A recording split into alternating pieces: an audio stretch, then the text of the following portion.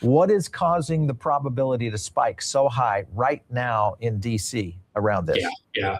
I think you're seeing real traction in some of these White House-led meetings, and I think you're starting to see a thaw between the bank exchange discussions going on. I think we saw that with Patrick Witt's response to the Sandra Lutz tweet. I think you're starting to see the political pressure come to bear here. We know the White House wants a deal very, very much.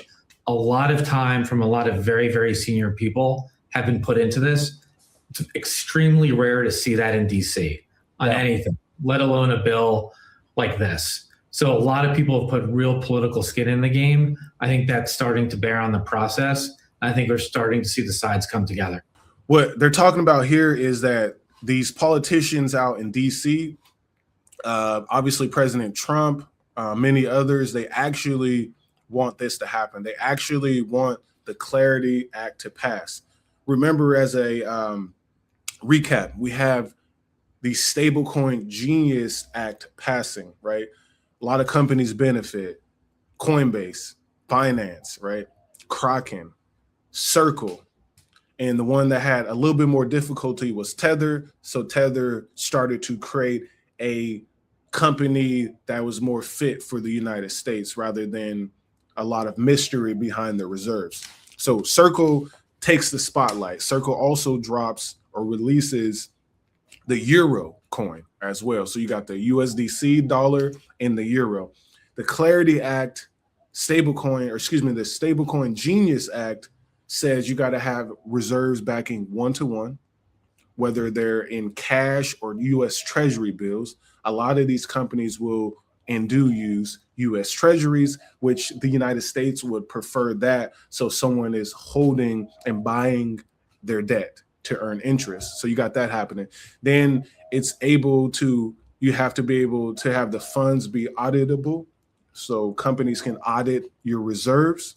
Okay. They have freeze, clawback, a few other features. Essentially, it has made stablecoins mainstream. So you see PayPal dropping the stablecoin. You see a lot of blockchains, World Liberty Financial dropping a stablecoin.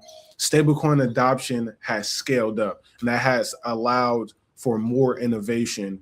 And the next phase is to get the Clarity Act to pass. Okay. And once the Clarity Act pass, we'll have more clear regulation for the rest of the cryptocurrency industry. And specifically, the battle here is about rewards, USDC rewards, or as banks will call it, earning interest. You and I want to earn the interest. You can get 3%, 5%, 7% rather than the 0.6% that's in the average saving account. The only competition is a high yield savings account and CDs and whatnot, which usually have lockup periods. So that's what we got. The Genius Act. It's on Congress right here at the top left corner. S.1582 Genius Act, okay? It is put into law to provide for the regulation of payment stablecoins and for other purposes. That was phase one. Phase two is Clarity Act, okay? And the Clarity Act is phase two. Why the Clarity Act could be crypto's most important law. That's what we want next, y'all. Okay. Clarity Act.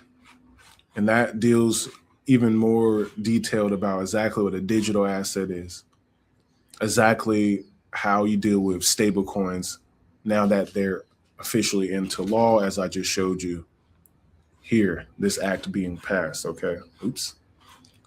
So that's what we got.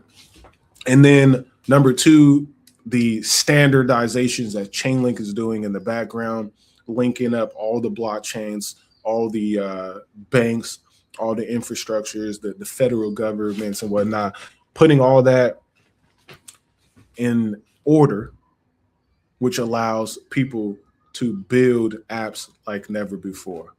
All right. So that's what I got for y'all today. Appreciate y'all for tapping in. Chainlink brings RWA to Stellar Lumens and Hedera.